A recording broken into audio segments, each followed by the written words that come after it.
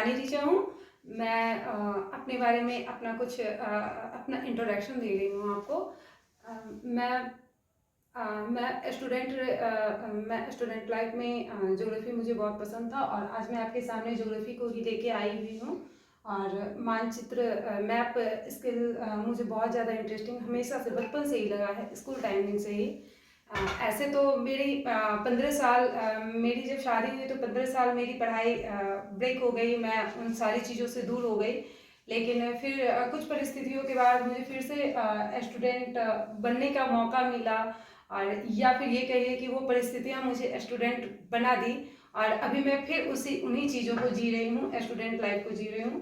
और आज आपके सामने मैं ज्योग्राफी को लेके आई हूँ, और ज्योग्राफी में मैं मैप स्किल को लेके आई हूँ, क्योंकि वो मुझे काफ़ी इंटरेस्टिंग हमेशा से लगा है। और इसमें मैं आपको भारत के मानचित्र के बारे में बताने जा रही हूँ। मेरा आज का पहला क्लास है, और दोस्तों के कहने पे मैंने इन चीज़ों को तैयार किया है कि मैं आपके सामने कुछ लेके आऊँ। तो मैं आपके सामने भारत के मानचित्र के बारे में बताती हूँ कि भारत के मानचित्र को कैसे हम इजी वे में उसको ध्यान रखें। और मानचित्र में एक चीज़ बहुत ही ज़रूरी है कि जब हम किसी भी मानचित्र को पढ़ते हैं या फिर उसको समझना चाहते हैं, उसको याद रखना चाहते हैं, इसके लिए सबसे एक बेसिक सा चीज़ है जो हमेशा जो भी मानचित्र के बारे में जानना चाहते हैं या उसके बारे में हमेशा याद रखना चाहते हैं, उनके लिए ये चीज़ बहुत ही इम्पोर्टेंट है कि वो किन्हीं भी चीज़ों को अगर आप पढ़ते हो, चाहे वो किसी भी सब्जेक्ट से रिलेटेड हो, उसमें कहीं ना कहीं नेशनल हो, इंटरनेशनल हो, हिस्ट्री हो या पॉलिटिक्स से रिलेटेड हो, किसी भी तरह का कोई भी न्यूज, कोई भी इंफॉर्मेशन हो, तो उसी समय आप उन चीज़ों को कहाँ पे वो प्लेस इस अवस्थित है, उन चीज़ों को आके आप एक बार देख लें मैप से। बार बार देखने से मैप और अच्छे से याद होता है। ऐसे मैप देखने का अभी मैं आपको तरीका तक का बता रही हूँ। मैं आपको भारत के मानचित्र के बारे में बता रही हूँ। भारत के मानचित्र को देखने के लिए ये बहुत ज़रूरी है कि हमें दिशा का ज्ञान होना चाहिए। दिशा का ज्ञान होने पर ही हम मानचित्रों को अच्छी तरीके से उन चीज़ों को समझ पाते हैं। तो हमारे भारत का ऊपर का जो पोर्शन होता है, जैसे यहाँ पे आप देख रहे हैं लद्दाख है, यहाँ पे है जो केंद्र शासित प्रदेश है, उसके बारे में देख रहे हैं कि ये जो लद्दाख अवस्थित है, तो ये एरिया जो हमारा पड़ता है, ये जो अवस्थित है, तो भारत के उत्तर दिशा की ओर अवस्थित है।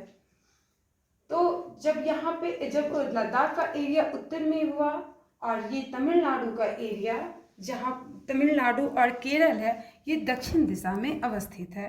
तमिलनाडु और केरल जो दक्षिण दिशा में अवस्थित है, पूर्व दिशा की ओर इसे पूर्वोत्तर राज्य भी कहते हैं, क्योंकि ये पूर्व और उत्तर दिशा में अवस्थित है, इसे पूर्वोत्तर राज्य कहते हैं, जिसे जो हमारा पूर्व दिशा में अवस्थित है।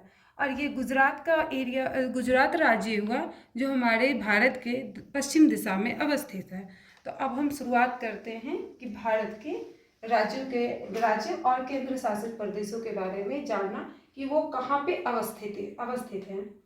सबसे पहले हम देखते हैं मध्य प्रदेश का शुरुआत करते हैं, क्योंकि यहाँ से जब हम शुरुआत करते हैं तो इससे इन्हीं चीज़ों पे यहीं से हम लोग इन चारों चीज़ों को मतलब डिवाइड करते हैं कि यहाँ से ऊपर के एरिया उत्तर हो गया, यहाँ से नीचे का एरिया दक्षिण में हो गया, और जस्ट इसके पश्चिम दिशा की ओर जो हो गया पश्चिम राज्य हो गया, और इधर की एरिया में पूर्वोत्तर राज्य हो गया। तो हम सबसे पहले यहीं से प्रारंभ करते हैं, मध्य प्रदेश से हम प्रारंभ करते हैं, क्योंकि ये भारत के मध्य में अवस्थित है। भारत के मध्य में अवस्थित है मध्य प्रदेश। और जब हम मध्य प्रदेश के बॉर्डर लाइन को पहले देखते हैं, सीमा पे अवस्थित जो भी राज्य हैं, पहले उनके बारे में जानकारी लेते हैं, जिससे हमें और भी आसानी होगी इन राज्यों के बारे में अध्ययन करने में। सबसे पहले हम देखते हैं मध्य प्रदेश के उत्तर और पश्चिम दिशा की जो अवस्थित राज्य है वो राजस्थान है और गुजरात है। राजस्थान, गुजरात। और मध्य प्रदेश के उत्तर में जो अवस्थित राज्य है वो है उत्तर प्रदेश। आप देख रहे होंगे मध्य प्रदेश के उत्तर में अवस्थित है उत्तर प्रदेश राज्य है। और जब हम मध्य प्रदेश के दक्षिण और पूर्व दिशा की ओर ध्यान देते हैं तो यहाँ हमें छत्तीसगढ़ राज्य दिखता है, जो कि दक्षिण और पूर्व दिशा में अवस्थित है। मध्य प्रदेश के दक्षिण दिशा की ओर अगर हम ध्यान देते हैं तो मध्य प्रदेश के दक्षिण दिशा में महाराष्ट्र अवस्थित है। तो ये हमारे मध्य प्रदेश के जो बॉर्डर, जो सीमा रेखा पे अवस्थित राज्य हैं, मैंने उनके बारे में अभी आपको बताया। जब मैं महाराष्ट्र के जब हम सीमा रेखा से अवस्थित राज्यों का, क्योंकि जब हम किसी भी राज्य के सीमा रेखा से अवस्थित राज्य के बारे में पढ़ते हैं तो हमें सीमा पे अवस्थित राज्य के भी बारे में जानकारी होती है। दूसरी है कि वो किस दिशा में अवस्थित है उसके बारे में भी हमें जानकारी प्राप्त होती है, जिससे किसी भी राज्य के बारे में कहाँ पे क्या अवस्थित है इस चीज़ों को समझने में काफ़ी आसानी होती है। तो अब हम देखते हैं कि महाराष्ट्र, जो कि मध्य प्रदेश के दक्षिण दिशा में अवस्थित है, महाराष्ट्र के दक्षिण दिशा में अवस्थित जो राज्य है वो कर्नाटका कहा जाता है। और जब हम कर्नाटका राज्य को देखते हैं तो कर्नाटका राज्य के जो हमारा पश्चिम दिशा में अवस्थित है वो है गोवा राज्य, एक छोटा सा राज्य यहाँ पे अवस्थित है। आप देखिए महाराष्ट्र और कर्नाटका के बीच में जो गोवा राज्य है।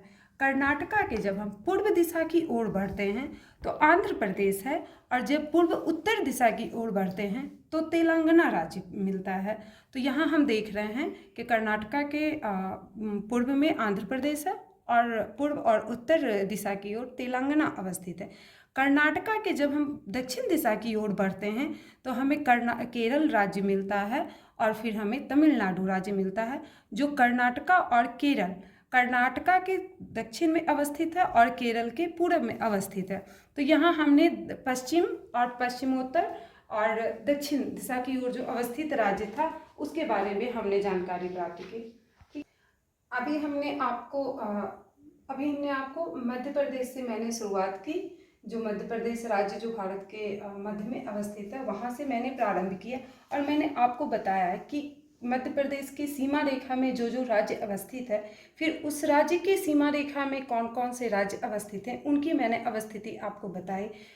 ठीक इसी प्रकार से अगर हम किसी भी राज्य के बारे में उसकी दिशा के साथ उसके बारे में जानकारी लेते हैं या उसके बारे में हम देखते हैं, मैप मानचित्र का अध्ययन करते हैं, तो किसी भी राज्य का जो भी उसकी सीमा रेखा पर अवस्थित है उन सारी चीज़ों को लेकर के हम उन राज्यों का अगर अध्ययन करते हैं तो हमें सीमा रेखा के साथ साथ सीमा रेखा के राज्यों के बारे में तो जानकारी प्राप्त होती ही है, उनकी दिशा के साथ हमें अध्ययन भी प्राप्त होता है कि कौन से राज्य की कौन कौन सी सीमाएं रेखें किस किस राज्य से बनती है। तो ठीक इसी प्रकार आगे के भी राज्य का आप लोग आसानी से अध्ययन कर सकते हैं, और इस तरीके से अध्ययन करने से हमें बहुत ही आसानी से मानचित्र का जानकारी भी प्राप्त होता है, और ये बहुत आसानी तरीके से हमें याद भी रहता है। Thank you.